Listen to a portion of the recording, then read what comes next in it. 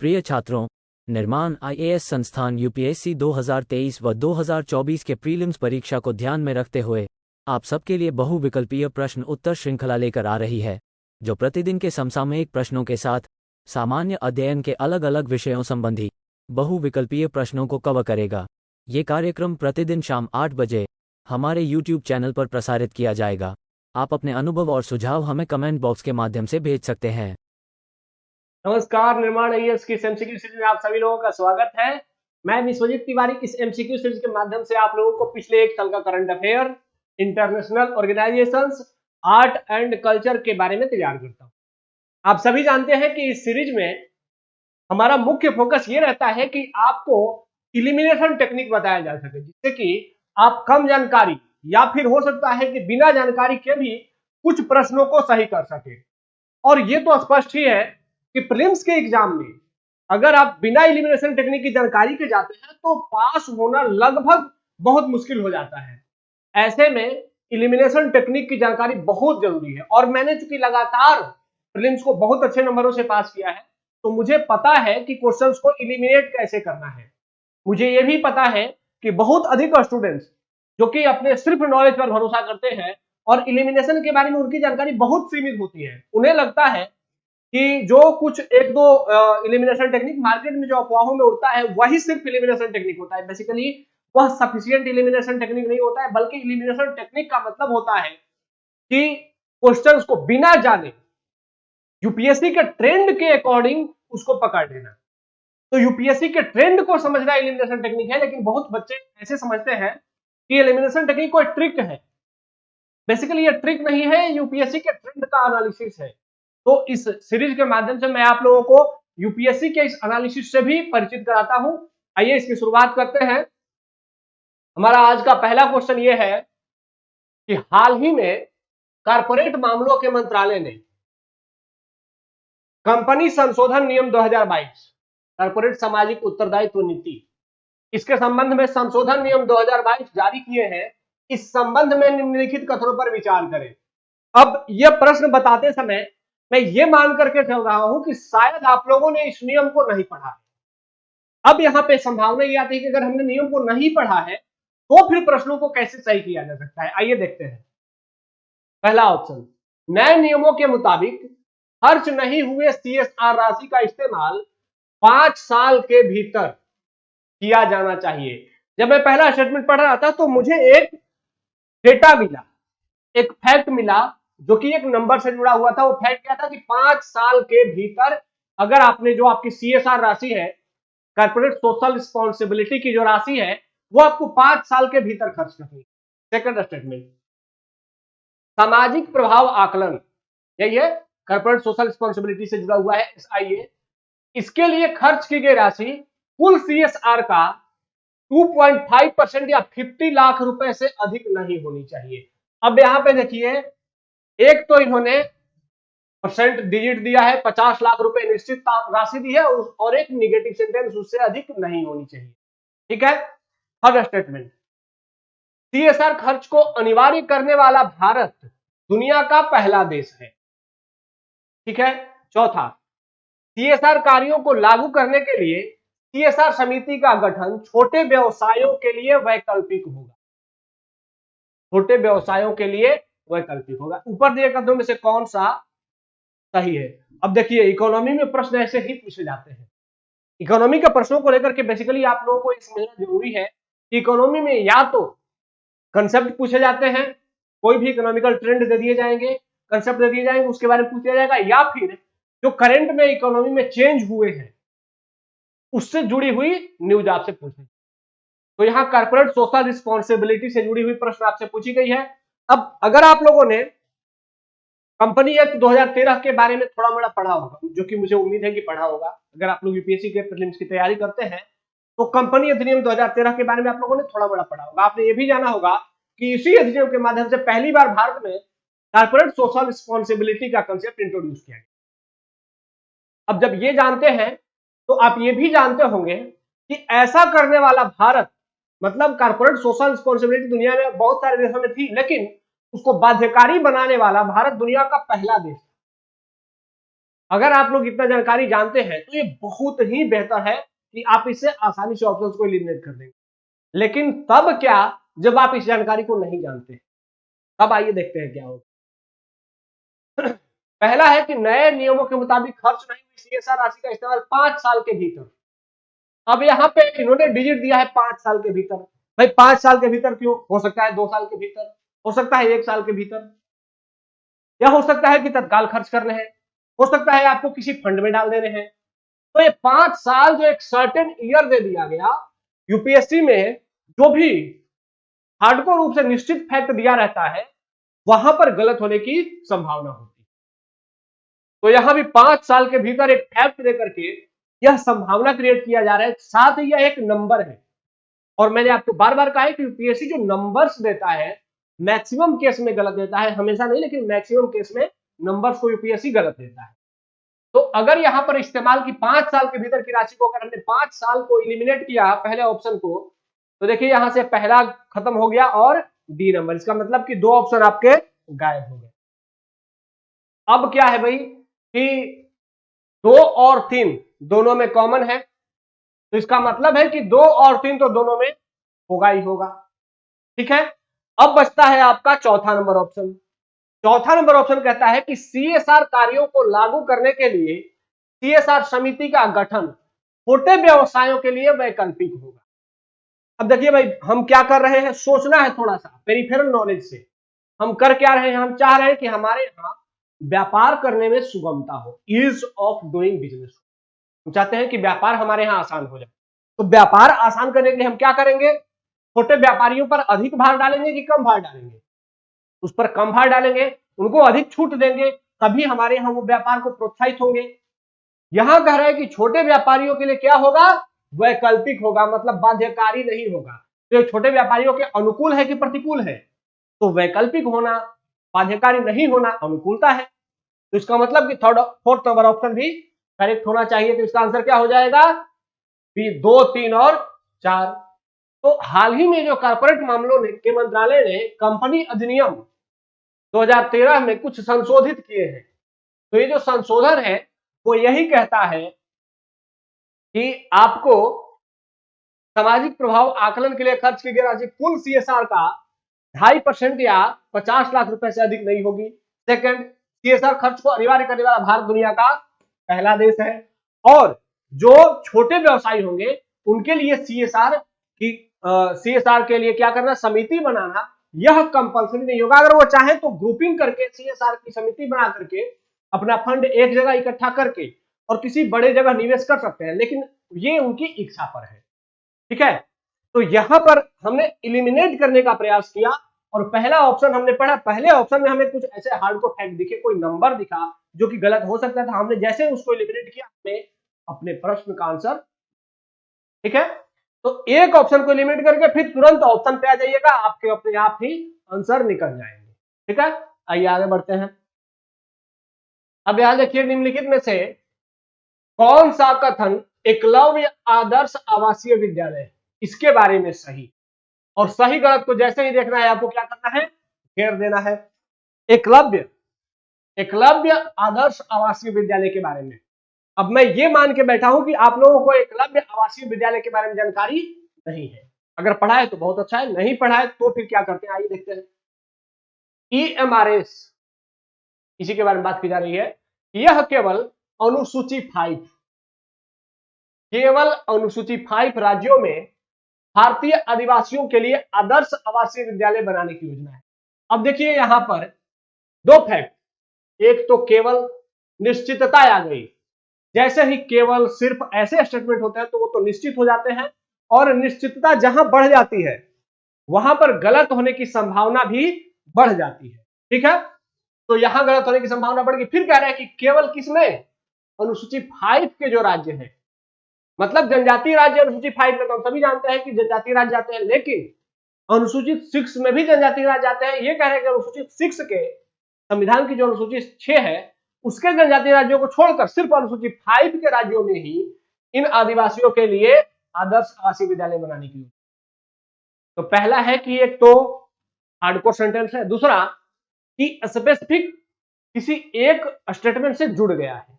केवल अनुसूचित 5, तो यहां इसके गलत होने की संभावना बढ़ जाती है। सेकंड स्टेटमेंट, इन स्कूलों का प्रबंधन national education society for tribal student इसके द्वारा किया जाता है। यहां पर ध्यान रखिएगा कि यहां पर भी एक ऑर्गेनाइजेशन का नाम दे दिया कि इसी ऑर्गेनाइजेशन के द्वारा इसका मैनेजमेंट किया जाता है। थर्ड स्टेटमेंट, 50% से अधिक एसटी आबादी वाले और कम से कम 20,000 आदिवासी व्यक्तियों वाले प्रत्येक ब्लॉक में एक एकलव्य आवास मॉडल आवासीय विद्यालय होगा। अब कह रहा है नीचे दिए कूट को सही करके चुन लीजिए। तो पहला कूट तो निश्चित रूप से आप गलत मानेंगे, ठीक है, क्योंकि पहला में इसलिए अनुसूचित जनजातियों के लिए जब सरकार कोई इनिशिएटिव लेगी तो वो किसी राज्य के अनुसूचित जनजाति को छोड़ करके सिर्फ किसी एक राज्य के लिए काम नहीं करेगी। ये तो आप सोच सकते हैं ना। तो जैसे ही केवल अनुसूचित 5 आया वो गलत हो गया, तो जैसे ही वो गलत हुआ तो यहां से आपके 2 ऑप्शन गायब हो गए। इसका मतलब कि तीसरा नंबर ऑप्शन दोनों में कॉमन है, तो तीसरा नंबर ऑप्शन सही है। अब आते हैं सेकंड नंबर ऑप्शन पे। देखिए पीछे आप लोगों को मैंने ऐसा बार बार बताया था कि जब भी कभी एक निश्चित संगठन का नाम आ जाए, किसी डिपार्टमेंट का नाम आ जाए, किसी मंत्रालय का नाम आ जाए, जैसे ही निश्चितता आने लगती है स्टेटमेंट, वैसे ही स्टेटमेंट उतना ही गलत होने के लिए संभावित होने, ठीक है। अब आइए इसको जान लेते हैं। देखिए संदर्भ क्या है कि जनजातीय छात्रों के लिए रिकॉर्ड संख्या में एकलव्य मॉडल आवासीय विद्यालय की मंजूरी देने और 2018 में इन स्कूलों के प्रबंधन के लिए जनजातीय छात्रों के लिए राष्ट्रीय शिक्षा सोसाइटी इसकी स्थापना के बावजूद जनजातीय मामलों के मंत्रालय अब तक शिक्षकों की कमी को दूर करने में असमर्थ रहा। वर्तमान में इतने एकलव्य मॉडल आवासीय विद्यालय चल रहे हैं। अब ये है क्या भाई, इसकी शुरुआत कब हुई थी? 1997-98 में हुई थी, ठीक है। और ये 2018-19 में इसमें कुछ चेंज किए गए हैं। और चेंज क्या किया गया है कि अगर 50% से अधिक आबादी वाला कोई भी एसटी आबादी वाला अगर कोई भी ब्लॉक है तो उस ब्लॉक में वर्ष 2022 तक एक एकलव्य मॉडल आवासीय विद्यालय जरूर हो, ठीक है। इसकी शुरुआत कब हुई थी? 1997-98, मतलब अटल बिहारी वाजपेयी जी की गवर्नमेंट में। तो अब यहां पर है कि ये जो ऑप्शन है 2 और 3 national education society for tribal students, यह इसका प्रबंधन करती है, ये भी सही हो गया और पहला गलत होकर के और दूसरा तीसरा स्टेटमेंट सही हो गया। ट्रिक को पकड़ना है आपको कि गलत कहां अधिक संभावित है, ठीक है। जैसे ही पहला वाला आपने समझ लिया, देखिए इन दोनों को समझ करके इन दोनों में समझने के लिए हमें कुछ समझ नहीं आया कि यह है सही है कि गलत है। हमें ये दोनों में भी अधिक गलत नजर आ रहा था, लेकिन पहला तो हमें निश्चित रूप से गलत नजर आ रहा था। तो जैसे ही हमने पहला को गलत किया हम 50% सही हो गए, ठीक है, क्योंकि 2 ऑप्शन हमारे एलिमिनेट हो गए। और 2 ऑप्शन के संदर्भ में मैंने आपको ट्रिक बताया है यूपीएससी के एग्जाम को एनालिसिस करके, कि जब भी यूपीएससी में कोई ऐसा ऑप्शन सामने होता है जिसमें कि एक ऑप्शन में केवल एक होता है और एक में 2 ऑप्शन कॉमन होते हैं, तो जो बड़ा वाला ऑप्शन होता है जिसमें 2 ऑप्शन कॉमन होते हैं वही मैक्सिमम केस में यूपीएससी में आंसर हुआ है अब तक के ट्रेंड के, ठीक है। और आप सभी जानते हैं कि जो हम क्वेश्चन डिजाइन करते हैं, हमारी क्वेश्चन डिजाइन का जो पैटर्न है वो यूपीएससी के प्रीवियस ईयर क्वेश्चन के एकदम सेम पैटर्न पे अप्लाई किया जाता है। आइए आगे बढ़ते हैं। यहां देखिए अगला क्वेश्चन है कि गैर कानूनी गतिविधियां रोकथाम अधिनियम UAPA, unlawful activity prevention act, ये न्यायाधिकरण के संदर्भ में निम्नलिखित कथनों पर विचार कीजिए। अब देखिए इस प्रश्न को सॉल्व करते समय यहां पर भी मैं मान रहा हूं कि शायद आपने यूएपीए एक्ट के बारे में नहीं पढ़ा होगा, ठीक है। आइए देखते हैं। यह एक बहुसदस्यीय न्यायाधिकरण है और इसका व्यय भारत की संचित निधि से वहन किया जाता है। देखिए यहां पर 2 फैक्ट मिले हमें यूएपीए के बारे में। पहला कि ये मल्टी मेंबर बॉडी है और दूसरा कि भारत का जो संचित निधि है वहां से इसको पैसा मिलता है। सेकंड स्टेटमेंट, अपने कर्तव्यों के प्रदर्शन से उत्पन्न होने वाले सभी मामलों में ट्रिब्यूनल के पास अपनी प्रक्रिया को विनियमित करने का अधिकार है। सेकंड स्टेटमेंट हमने पढ़ा, सेकंड स्टेटमेंट में हमें ना कोई निश्चित फैक्ट मिला न ही कोई डिजिट मिला और न ही कोई निगेटिव सेंटेंस मिला। तो सेकंड स्टेटमेंट में मुझे कहीं भी गलती दिखा नहीं। ठीक है, ये थर्ड पे आते हैं। ट्रिब्यूनल के लिए किए गए सभी खर्च भारत की संचित निधि और संबंधित राज्य की संचित निधि से वहन किए जाते हैं। थर्ड स्टेटमेंट हुआ। चौथा स्टेटमेंट देखते हैं कि किसी संगठन पर प्रतिबंध लगाने का सरकारी आदेश तभी प्रभावी हो सकता है जब यूएपीए ट्रिब्यूनल इसकी पुष्टि करे। अब कह रहा है चौथा स्टेटमेंट कि किसी भी संगठन पर सरकार अगर प्रतिबंध लगाने का आदेश देती है तो वह प्रतिबंध तभी लागू होगा जब यूएपीए का जो ट्रिब्यूनल है वह इस बात की पुष्टि करेगा। सरकार किसी संगठन पर प्रतिबंध लगाती है तो क्या वो यूएपीए का इंतजार करेगी? नहीं करेगी। तो चौथा स्टेटमेंट जैसे ही हमने पढ़ा, ये बहुत ही हार्डकोर स्टेटमेंट लगा। मतलब कि किसी भी संगठन पर अतिशय बल दे दिया गया, उसको बहुत अधिक इंपॉर्टेंस दे दिया गया। जैसे ही बहुत अतिशय बल दे दिया गया वाला स्टेटमेंट आता है, वो मैक्सिमम केस में क्या होता है? मैक्सिमम केस में वो गलत हो जाता है। तो जैसे ही कह रहा है कि सही, तो सही को हमने गिर दिया। जैसे ही चौथा को हमने गलत माना, ये तीनों के तीनों ऑप्शंस क्या हो गए? कट गए। अब आंसर क्या निकल गया? 1, 2 और 3 सही है। इसका मतलब है कि जो यूएपीए है ये क्या है? ये मल्टी मॉडल बॉडी है, मल्टी मेंबर बॉडी है, और इसका खर्च कहां से दिया जाता है? संचित निधि से वहन किया जाता है। ठीक है, और बाकी ये ध्यान रखना है कि अपने कर्तव्यों के लिए ट्रिब्यूनल के पास अपना कोई भी डिसीजन लेने के लिए अधिकारिता होती है, पावर होता है, वो सभी ट्रिब्यूनल के पास होता है। और ट्रिब्यूनल के जो खर्च होते हैं वो या तो भारत की संचित निधि से या राज्यों की संचित निधि से वहन किए जाते हैं। आपके लिए होमवर्क क्या है कि आपको यूएपीए के बारे में गूगल कर लेना है और उसके बारे में बेसिक जानकारी इकट्ठी करना।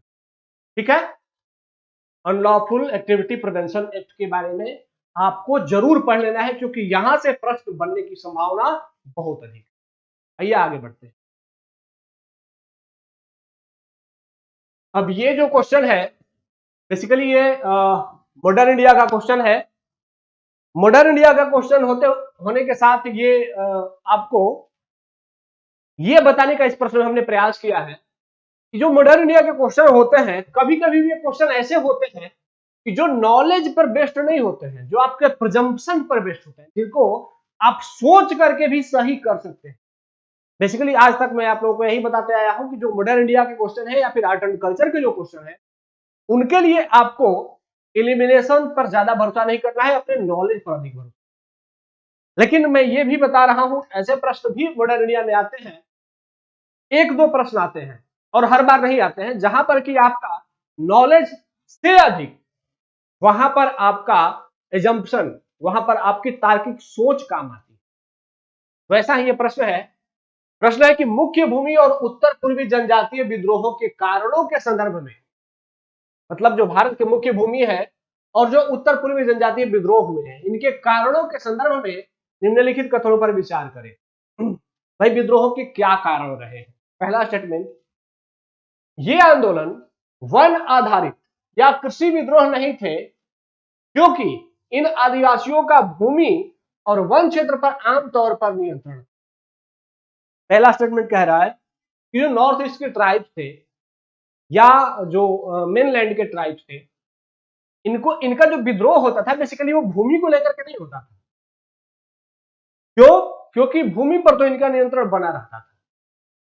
सेकंड स्टेटमेंट, अंग्रेजों के अधीन सीमांत जनजातीय विद्रोह गैर सीमांत जनजातीय आंदोलन की तुलना में अधिक समय तक जारी है। अब सेकंड स्टेटमेंट कह रहा है कि मुख्य भूमि से अधिक जो किनारे जनजाति, जो दूर की जनजातियां हैं, मतलब जो नॉर्थ ईस्ट की जनजातियां हैं, उनका जो विद्रोह हुआ वो बहुत लंबे समय तक चला, जबकि जो मुख्य भूमि के जनजातीय विद्रोह रहे वे बहुत अधिक लंबे समय तक नहीं चल सके। थर्ड स्टेटमेंट, औपनिवेशिक काल में उत्तर पूर्वी सीमांत क्षेत्र में संस्कृतिकरण आंदोलन लगभग पूरी तरह से अनुपस्थित थे। अब ये थर्ड ऑप्शन कह रहा है कि जो ब्रिटिश कल्चर भारत पर थोपा गया, वो भारत के मुख्य भूमि के जो जनजाति थे इन पर बहुत अधिक थोपा गया, लेकिन जो सीमांत की जनजातियां थी जो नॉर्थ ईस्ट की जनजातियां थी, वहां पर सांस्कृतिक आंदोलन लगभग पूरी तरह से उपस्थित। अब कह रहा है ऊपर दिए कथनों में से कौन सा सही है। अब देखिए इसमें थोड़ा सोचिएगा। पहला कि जो जनजातीय आंदोलन होते थे वे बेसिकली सरकार के कुछ ऐसे प्रयासों के लिए होते, जैसे सरकार ने अगर बेगारी प्रथा करवाई तो उसके लिए हो गए, या फिर सरकार ने वहां पर कल्चरल चेंज करने का प्रयास किया। जैसे जो बिरसा मुंडा का विद्रोह था, बेसिकली वो ईसाइयत के विरुद्ध विद्रोह था।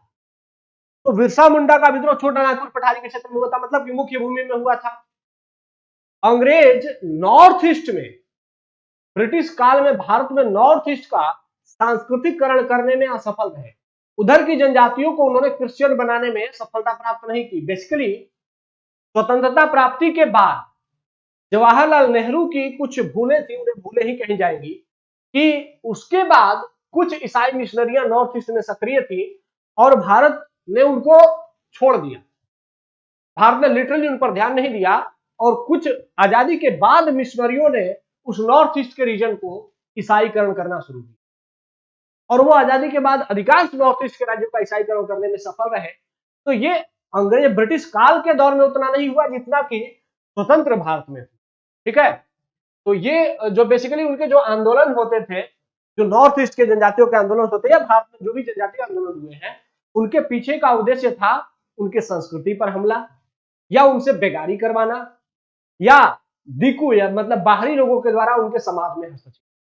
भूमि अधिकार के लिए उन्होंने भूमि अधिकार भी उनमें जुड़ जाता था, लेकिन भूमि अधिकार कभी भी महत्वपूर्ण मुद्दा बनकर के आंदोलन के लिए नहीं उभर करके आए। ठीक है, तो पहला स्टेटमेंट सही है। दूसरा, अंग्रेजों के दिन सीमांत जनजातीय विद्रोह गैर सीमांत जनजातीय आंदोलन की तुलना में अधिक समय तक जारी रहे। अब ये ध्यान रखिए, खुद भी सोचिए कि अंग्रेजों की सेना मुख्य रूप से कहां पर थी? मुख्य भूमि भारत में। नॉर्थ ईस्ट में ब्रिटिश सेना बहुत कम थी, तो वहां पर जो जनजातीय विद्रोह हुए उनको कंट्रोल करने में अंग्रेजों को बहुत अधिक टाइम लगा। जबकि जो मुख्य भूमि में जनजातीय विद्रोह हुए, सरकार ने बहुत कठोर तरीके से आर्मी भेज करके उन जनजातीय विद्रोहों को दबा दिया या समाप्त कर दिया। तो यह स्टेटमेंट भी सही है। थर्ड स्टेटमेंट कि औपनिवेशिक काल में उत्तर पूर्वी सीमांत क्षेत्र में सांस्कृतिकरण आंदोलन लगभग पूरी तरह से अनुपस्थित। ध्यान रखना है, स्टेटमेंट को जब सही कराना होता है उसके पहले एक शब्द लगा दो, लगभग। लगभग शब्द लगाने से आपका स्टेटमेंट सही होगा। ठीक है, क्योंकि लगभग पूरी तरह से अनुपस्थित, इसका मतलब है कि थोड़ा मोड़ा था, लेकिन जितना मुख्य रूप से देखा जाता था वो वैसा कोई प्रभावशाली नहीं था। ठीक है, तो यह स्टेटमेंट भी सही है और इसका आंसर क्या हो जाएगा? डी। तो अब यहां पर भाई आप लोग ये चौकन्ने रहेंगे थोड़ा कि अब तक जो मॉडर्न इंडिया से प्रश्न पूछे जा रहे हैं ये सीधे सीधे प्रश्न पूछे जा रहे हैं, लेकिन कुछ प्रश्न अब कंसेप्ट बेस्ड पूछे जा रहे हैं। उसी प्रकार का ये प्रश्न है, ये कंसेप्ट आधारित क्वेश्चन है जिसको समझने के लिए अब आप लोगों को थोड़ा डेप्थ में समझने की जरूरत है। ठीक है, तो तीनों के तीनों स्टेटमेंट जनजातीय विद्रोहों के बारे में सही है। आप लोगों को भी आगे जनजातीय विद्रोह या अन्य जो विद्रोह हुए हैं उनके मूल स्वरूप को समझने का प्रयास करना है, सिर्फ फैक्ट नहीं रखना है। ठीक है, आइए आगे बढ़ते हैं। अगला स्टेटमेंट है एशिया में सहभागिता और विश्वास निर्माण उपायों पर सम्मेलन, CICA, conference on interaction and confidence building major in Asia. Conference on interaction and confidence building major in Asia, CICA. ये क्या है भाई? ये बेसिकली एशिया में, इसको हिंदी में ट्रांसलेट किया गया है कि एशिया में सहभागिता और विश्वास निर्माण उपायों पर सम्मेलन। तो अब ये आप लोगों ने पढ़ा होगा या नहीं पढ़ा होगा मुझे नहीं पता, लेकिन अगर इससे जुड़ा हुआ प्रश्न आ जाएगा तो आप कैसे सही करेंगे, आइए उसको देखते हैं। यह एशिया में शांति, सुरक्षा और स्थिरता को बढ़ावा देने की दिशा में विस्तृत बहुपक्षीय दृष्टिकोणों के माध्यम से सहयोग बढ़ाने के उद्देश्य से एक मंच। अब यहां पर पहले स्टेटमेंट पढ़ते समय क्या आपको कोई हार्ड स्टेटमेंट मिला, हार्ड फैक्ट मिला? नहीं। कोई नेगेटिव फैक्ट मिला? नहीं। कोई ऐसा फैक्ट मिला जो कि निश्चित हो, तो कोई निगेटिव फैक्ट भी नहीं मिला, कोई निश्चित फैक्ट भी नहीं मिला, तो ये क्या है, पॉजिटिव फैक्ट है, जो कि और एक जनरल स्टेटमेंट है जो कि अधिकांश केस में सही होगा। ठीक है। सेकेंड स्टेटमेंट, संगठन बनाने का विचार पहली बार 1992 में कजाकिस्तान के पहले राष्ट्रपति नूर सुल्तान नजरबायेव द्वारा दिया गया था। सेकेंड स्टेटमेंट जब हमने पढ़ा तो वहां पर हमें एक डेटा मिला, मतलब एक नंबर मिला, और दूसरा एक राष्ट्रपति का नाम मिला, एक देश का नाम मिला। तीसरा, इसकी स्थापना 1999 में हुई थी और यह उन देशों का बहुराष्ट्रीय मंच है जिनका पूरा क्षेत्र एशिया में पड़ता है, पूरा क्षेत्र एशिया में पड़ता है। ठीक है। चौथा, भारत इस संगठन का सदस्य नहीं है। अब जैसे ही निगेटिव सेंटेंस आता है तुरंत चौकन्ना हो जाना चाहिए, क्योंकि निगेटिव सेंटेंस सबसे अधिक गलत होने के लिए संभावित होता है ना। तो भारत इस संगठन का सदस्य नहीं है, जैसे ही आया वो क्या हो जाएगा, गलत हो जाएगा। तो चौथा स्टेटमेंट अगर हमने गलत किया तो ये दोनों स्टेटमेंट क्या हो गए, गलत। अब आता है ऑप्शन की केवल एक या दो सही है या केवल एक और तीन सही है। इसका मतलब एक तो निश्चित रूप से सही है, एक पर हमें सोचने की जरूरत नहीं है। अब दो और तीन में सोचना है। देखिए, दो और तीन में एक बात दोनों में कॉमन है कि दोनों में नंबर दिए गए हैं। ठीक है, दोनों में नंबर दिया गया है, यहां पर और यहां पर। इसका मतलब कि नंबर दोनों के गलत हो सकते हैं, लेकिन दोनों में कोई एक निश्चित रूप से सही है। अब अगर हम थर्ड स्टेटमेंट एक बार पढ़ता हूं आपके सामने, इसकी स्थापना 1999 में हुई थी और यह उन देशों का बहुराष्ट्रीय मंच है जिनका पूरा क्षेत्र एशिया में पड़ता है। जैसे ही ये पूरा क्षेत्र वाला विचार आया, क्या है ये हार्डकोर फैक्ट है। पूरा का पूरा क्षेत्र अगर एशिया में होगा तभी आप इसके मेंबर बनेंगे, अगर आपका थोड़ा क्षेत्र एशिया में होगा तो इसके मेंबर नहीं बनेंगे। जैसे ही पूरा क्षेत्र आया तो पूरा शब्द क्या है, अब्सोल्यूट है, एवरीथिंग। जैसे ही फैक्ट, हार्डकोर फैक्ट आ गया, यहां पर गलत होने की संभावना है, और यहां पर कोई वैसा हार्डकोर पूरा शब्द टाइप का कोई स्टेटमेंट सेकंड में नहीं है। तो थर्ड स्टेटमेंट क्या हो जाएगा, गलत, और पहला और दूसरा क्या हो जाएगा, सही। ठीक है। अब देख लीजिए थोड़ा, ये सिक्का है क्या, यहां देखिए ये सिक्का के मेंबर हैं, ये एशिया के कुछ देश हैं। यहां देखिए ये रूस है, आप लोगों को दिख रहा होगा, रूस भी सिक्का का मेंबर है। तो यहां पर इस कलर के हैं वो मेंबर कंट्रीज है, जो येलो कलर वाले हैं वो ऑब्जर्वर कंट्री है। तो मेंबर कंट्री में रूस भी है। रूस का पूरा पार्ट एशिया में पड़ता है नहीं। ठीक है। इधर देखिए, यहां पर ये है मिस्र। मिस्र बेसिकली अफ्रीकन कंट्री है, लेकिन फिर भी मिस्र इसका मेंबर है। क्यों? क्योंकि मिस्र का छोटा सा क्षेत्र, यहां पर एक छोटा सा क्षेत्र है, उसे कहते हैं सिनाई पेनिनसुला। वह सिनाई पेनिनसुला एशिया में पड़ता है। तो छोटा सा क्षेत्र मिस्र का एशिया में पड़ता है, फिर भी मिस्र इसका मेंबर है। ठीक है। और एशिया के सभी देश इसके मेंबर नहीं हैं। यहां देखिए इंडोनेशिया, मलेशिया, सिंगापुर, ब्रुनेई, ये सब इसके मेंबर नहीं है। यहां पर फिलीपींस इसका मेंबर नहीं है। ठीक है। जापान इसका मेंबर नहीं है। इधर देखिए, यहां पर म्यांमार तो इसका मेंबर नहीं है, लाओस इसका मेंबर नहीं है, ऑब्जर्वर है। ठीक है। तो ये कुछ कंट्रीज हैं जो इसके मेंबर हैं, और यहां पर यूएसए इसका ऑब्जर्वर नेशन, ऑब्जर्वर देश है। मतलब यूएसए उसका मेंबर नहीं है, लेकिन ऑब्जर्वर नेशन के स्थान पर बुलाया जाता है। तो इसमें हमें यह जानना है कि इसमें एशिया के देश तो शामिल होते ही हैं, लेकिन एशिया के वैसे देश भी इसमें शामिल होते हैं जिनका एशिया में थोड़ा सा भी कोई संपर्क हो। ठीक है। अब है क्या है भाई, कजाकिस्तान ने भारतीय प्रधानमंत्री को CICA इसके बैठक में एशिया में बातचीत और विश्वास में आमंत्रित किया है। सीका एक अंतर सरकारी मंच है जिसका उद्देश्य क्षेत्रीय सहयोग को मजबूत करना और एशिया में शांति, सुरक्षा और स्थिरता सुनिश्चित करना है। 1992 में कजाकिस्तान के पहले राष्ट्रपति नूर सुल्तान नजरबायेव ने ही इसका कंसेप्ट दिया था। इसकी स्थापना 1999 में हुई थी और एशिया में अपने क्षेत्र में एक हिस्सा रखने वाला कोई भी देश इसका मेंबर बन सकता है। वर्तमान में इसके 27 मेंबर देश हैं, ये 27 देश हैं, तो ये सभी इसके मेंबर हैं। ठीक है, तो प्रश्न को आपने ये भी जान लिया कि सिक्का आपके लिए महत्वपूर्ण है प्रश्न पूछे जाने के साथ ही आपने ये भी जाना कि अगर ऐसे प्रश्न आते हैं तो इलिमिनेट कैसे करेंगे। ठीक है, आइए आगे बढ़ते हैं। यहां देखिए, ये यूपीएससी के लिए 2020 का प्रीलिम्स का क्वेश्चन है। आप सभी जानते हैं कि एक क्वेश्चन हम इस सीरीज में प्रीवियस ईयर क्वेश्चन भी शामिल करते हैं। 2020 और 21 हमने कर लिया है, अभी 2022 और 21 कर लिया है, 2020 का क्वेश्चन चल रहा है। इसके माध्यम से हम ये बताने का प्रयास करते हैं कि यूपीएससी कैसा प्रश्न पूछता है और वैसे प्रश्नों को कैसे सही किया जा सकता है। ठीक है, तो आइए देखते हैं। ये इकोनॉमी का क्वेश्चन है कि यदि निकट भविष्य में दूसरा वैश्विक वित्तीय संकट होता है तो निम्नलिखित में से कौन से कार्य या नीतियां भारत को सबसे अधिक संभावना के साथ कुछ उन्मुक्ति प्रदान कर सकती है। उन्मुक्ति मतलब राहत दे सकती है। अगर भारत कोई वर्तमान में दूसरा वित्तीय संकट आता है तो ऐसे में भारत क्या करेगा कि वह उस संकट से बच जाएगा। स्टेटमेंट्स है, पहला, अल्पकालीन विदेशी ऋणों पर निर्भर न रहा। अब पहला स्टेटमेंट है।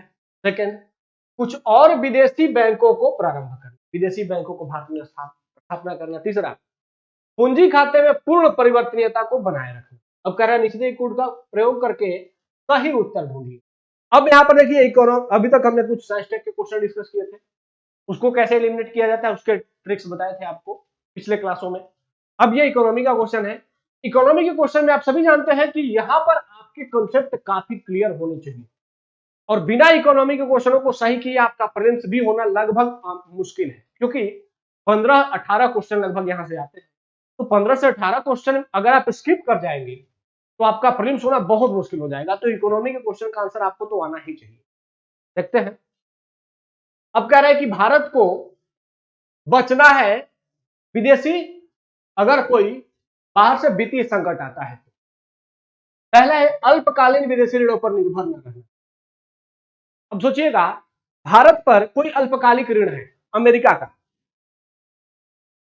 और भारत में वित्तीय संकट हो गया, दुनिया में वित्तीय संकट आई, वो भारत में भी आ गई और भारत पर अल्पकालिक ऋण है, मतलब भारत को तुरंत वो पैसा कर्ज को वापस कर। तो भारत विदेश में भी संकट है, भारत में भी संकट है। तो भारत में संकट आया तो भारत को बचने के लिए क्या करना होगा, अपने पैसों को बचाए रखना होगा। लेकिन नहीं, आपको क्या करना है, विदेशी ऋण आपने अल्पकालिक लिए हैं तो आपको वो पैसा वापस लौटाना होगा। तो तत्काल पैसा जब लौटाएंगे आप तो आपके ऊपर जो संकट है वो और बढ़ जाएगा। तो ऐसे में अगर आपके ऋण दीर्घकालिक हैं तो आपको तत्काल पैसा नहीं लौटाना है तो आप बच जाएंगे, है ना ऐसा? बिल्कुल। तो अगर आप पर विदेशी ऋण अल्पकालिक नहीं होंगे तो वह अच्छा होगा कि बुरा होगा, तो अच्छा होगा। तो पहला स्टेटमेंट सही है। दूसरा, कुछ और विदेशी बैंकों को प्रारंभ करना। बेसिकली अगर वैश्विक वित्तीय संकट शुरू होता है तो भारत में उसे पहुंचाने में सबसे बड़ी भूमिका किसकी होगी, जो विदेशी बैंक यहां पर हैं, विदेशी बैंक है उन्हीं की होगी, क्योंकि सबसे पहले वही भारत छोड़ करके भागेंगे। भारत के जो बैंक है वो भारत छोड़कर कहीं नहीं जा सकते हैं, लेकिन जो विदेशी बैंक है वो क्या करेंगे, जब भारत की इकोनॉमी में संकट दिखेगी तो फट से भारत छोड़ करके भाग जाएंगे। तो भारत छोड़ करके भागेंगे तो भारत के पूरा एक बैंक से पूरा इकोनॉमी का सर्कल जुड़ा होता है, पूरे इकोनॉमी के सर्कल को प्रभावित कर जाएंगे। तो अगर विदेशी बैंक भारत में और खोल दिए जाएंगे तो भारत के लिए संकट की स्थिति पैदा कर सकते हैं अगर वैश्विक वित्तीय संकट होता है तो। तीसरा, पूंजी खाते में पूर्ण परिवर्तनीयता को बनाए रखना। अब आपको यह पता होना चाहिए, आप लोग कमेंट में बताएंगे, ये आप लोगों के लिए ही है बेसिकली, कि भारत में पूंजी खाता और चालू खाता ये दो व्यापार से जुड़े हुए खाता है। आपको कमेंट में बताना है कि पूंजी खाते में किन या किस वस्तुओं को रखा जाता है और चालू खाते में किन वस्तुओं को रखा जाता है। यह व्यापार के संदर्भ में है। ठीक है, अब यहां पर यह भी जानना है कि रुपए की पूर्ण परिवर्तनीयता रुपए की अगर पूर्ण परिवर्तनीयता होती है तो इसका क्या लाभ और हानि हो सकता है। अब सोचिए, रुपए की पूर्ण परिवर्तनीयता का मतलब है कि अगर अमेरिका का कोई व्यक्ति भारत में आता है तो जितना डॉलर लेकर के आएगा उतना रुपया भारत में जैसे ही आएगा उतना रुपया भारत में उसके डॉलर कन्वर्ट करके उसे दे दिया जाए।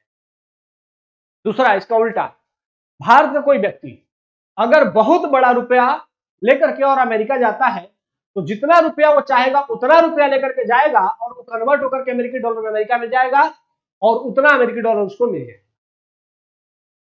अगर यह फ्री है, जितना चाहो उतना कर सकते हो, यही है पूंजी खाते में पूर्ण परिवर्तनीयता। पूंजी खाते में पूर्ण परिवर्तनीयता का मतलब है कि जितना पैसा आप भारत से लेकर के जाकर के विदेश में पूंजीगत निवेश करना चाहते हो, पूंजी निवेश का मतलब कहीं जमीन खरीद लेना, ठीक है, कहीं ह्यूज इन्वेस्टमेंट करना जमीन वमीन के क्षेत्र में, तो ऐसा जितना करना चाहते हो उतना आप कर सकते हो। यहां से जितना पैसा आप लेकर के जाओ और जब विदेश में जाकर के जमीन खरीद लो, आपको पूरा छूट है। तो यहाँ के जो बड़े बड़े इंडस्ट्रीज हैं वो क्या करेंगे, वो बहुत सारा पैसा उनके पास तो होता ही है, वो अपना पूरा पैसा कन्वर्ट करा देंगे विदेशी मुद्रा में और भारत से उतना विदेशी डॉलर लेकर के और चले जाएंगे और फिर अमेरिका में, कनाडा में, यूएसए में, यूरोप में जमीन खरीद के वहीं बस जाएंगे। तो इससे क्या होगा कि अगर भारत में संकट आता है तो उनको भारत छोड़ करके भागने का मौका मिल जाएगा, ठीक है। और जब भारत छोड़ के भागने का मौका मिल जाएगा तो भारतीय करेंसी को अगर डॉलर में कन्वर्ट करेंगे तो भारत से डॉलर भी निकल जाएगा, तो भारत में डॉलर की कमी हो जाएगी, मतलब संकट और बढ़ जाएगा। तो अगर पूंजी खाते में पूर्व परिवर्तनीयता को बनाए रखा गया तो ये क्या हो जाएगा, भारत के लिए चुनौती बन जाएगी। तो वर्तमान में क्या है, वर्तमान में पूंजी खाते में सीमित परिवर्तनीयता है। आपको सरकार को बताना होता है कि आप पूंजी खाते में कहीं इन्वेस्ट कर रहे हैं, उसका उद्देश्य बताना होता है। सरकार को अगर लगता है कि यह उद्देश्य सही है तो सरकार उसकी अनुमति दे देती है, वरना सरकार उसको रोक भी सकती है।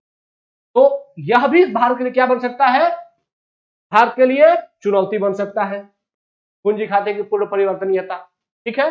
हमारे यहां ध्यान रखना है कि हमारे यहां चालू खाता में पूर्ण परिवर्तनीयता है, चालू खाते में पूर्ण परिवर्तनीयता है, लेकिन पूंजी खाते में पूर्ण परिवर्तनीयता की अनुमति भारत में नहीं है। तो आपको यह जरूर जान लेना है कि चालू खाता और पूंजी खाता होते क्या है, ठीक है। तो यहां पर दूसरा और तीसरा गलत है, यह भारत के लिए और संकट बढ़ा सकता है। तो इसका मतलब कि यहां 2 और 3 यहां पर है, तो केवल एक ऑप्शन सही है। बेसिकली इकोनॉमी के इस प्रश्न के माध्यम से मैं आपको बताना चाह रहा था कि इकोनॉमी के जो प्रश्न पूछे जाएंगे उसके लिए आपके कंसेप्ट बहुत अच्छे से क्लियर होने चाहिए, क्योंकि इस प्रश्न को सही करने के लिए आपका कंसेप्ट अगर क्लियर नहीं होगा तो आप निश्चित रूप से इसको गलत करके आएंगे, क्योंकि आप समझ ही नहीं पाएंगे कि पूंजी खाता और चालू खाता क्या होता है, भारत पर क्या प्रभाव हो सकता है अगर कोई विदेशी संकट आता है, तो कोई आर्थिक संकट आता है। तो इसलिए कंसेप्ट अगर आपके क्लियर रहेंगे तो यूपीएससी के इकोनॉमी के प्रश्न बहुत ही आसानी से आपको क्लियर हो जाएंगे, आसानी से आप बना लेंगे, ठीक है। तो इकोनॉमी के लिए अपने कंसेप्ट को क्लियर करना है, ये अभी भी टाइम है, आप लोग आसानी से कर सकते हैं। अगर आपने इकोनॉमी के कंसेप्ट क्लियर नहीं है तो लगातार कोई एक बुकलेट लेकर के पढ़िए और उस कंसेप्ट को जरूर क्लियर करें, ठीक है। आइए आगे बढ़ते हैं। आप सभी जानते हैं कि डेली 2 क्वेश्चन इंटरनेशनल ऑर्गेनाइजेशन का भी चर्चा किया जाता है। अभी हमारा इंटरनेशनल ऑर्गेनाइजेशन सीरीज चल रहा है, इसके पहले कुछ समय पहले हमने इंडिया और वर्ल्ड की मैपिंग को भी खत्म किया है इस करंट अफेयर की सीरीज में। आइए अब देखते हैं वेटलैंड इंटरनेशनल, यह एक संरक्षण संगठन के संदर्भ में निम्नलिखित में से कौन सा कथन सही है, वेटलैंड इंटरनेशनल के संदर्भ में। अब देखिए, जो इंटरनेशनल ऑर्गेनाइजेशन से जुड़े हुए प्रश्न पूछे जाते हैं या मैं यहाँ पे आप लोगों के साथ पूछता हूं, उसमें हमारा प्रयास होता है कि आपको इंटरनेशनल ऑर्गेनाइजेशन की डेप्थ जानकारी भी दे दी जाए और आपको यह भी सिखा दिया जाए कि ज्यादा से ज्यादा आप इसको मैपिंग के साथ तैयार भी करें। देखिए, इसको समझते हैं कि वेटलैंड इंटरनेशनल क्या है भाई, यह उन देशों द्वारा गठित एक अंतर सरकारी संगठन है जो रामसर कन्वेंशन के हस्ताक्षर। पहला स्टेटमेंट कह रहा है कि वे सभी देश जो रामसर कन्वेंशन के हस्ताक्षर करता है उन्हीं लोगों ने मिलकर के वेटलैंड इंटरनेशनल की स्थापना की, ठीक है। सेकेंड स्टेटमेंट, इससे पहले अंतरराष्ट्रीय जल पक्षी और आर्द्रभूमि अनुसंधान ब्यूरो, इसके रूप में जाना जाता था और इसके दायरे में आर्द्रभूमि क्षेत्रों का संरक्षण शामिल था। ठीक है, थर्ड स्टेटमेंट, यह ज्ञान को विकसित करने और जुटाने के लिए क्षेत्र स्तर पर काम करता है और बेहतर नीतियों की वकालत करने के लिए व्यवहारिक अनुभव का उपयोग करता है। देखिए, थर्ड स्टेटमेंट जब हम पढ़ रहे थे तो थर्ड स्टेटमेंट पढ़ते समय हमें यह रियलाइज हुआ कि थर्ड स्टेटमेंट में कोई हार्ड फैक्ट और कोई निगेटिव फैक्ट नहीं है। एक तो पॉजिटिव फैक्ट है कि ज्ञान को विकसित करना, क्षेत्रीय स्तर पर काम करना, व्यवहारिक अनुभव का उपयोग करना, ये किसी भी संगठन के लिए अच्छा होगा, वेटलैंड इंटरनेशनल के लिए भी अच्छा होगा। तो थर्ड स्टेटमेंट में कहीं गलत होने की संभावना नहीं दिख रही। लेकिन जब हम पहला स्टेटमेंट पढ़ रहे हैं तो वो कह रहा है कि जो रामसर कन्वेंशन के मेंबर हैं उन्हीं लोगों ने वेटलैंड इंटरनेशनल की स्थापना की है। तो वेटलैंड इंटरनेशनल को किससे जोड़ दिया? रामसर कन्वेंशन से। हो सकता है कि वेटलैंड इंटरनेशनल वालों ने रामसर कन्वेंशन की स्थापना की। मतलब कि यह क्या है? यह एक हार्डकोर फैक्ट है, हार्ड फैक्ट है, एक निश्चित तथ्य है और निश्चित तथ्य के गलत होने की संभावना भी बहुत अधिक होती है।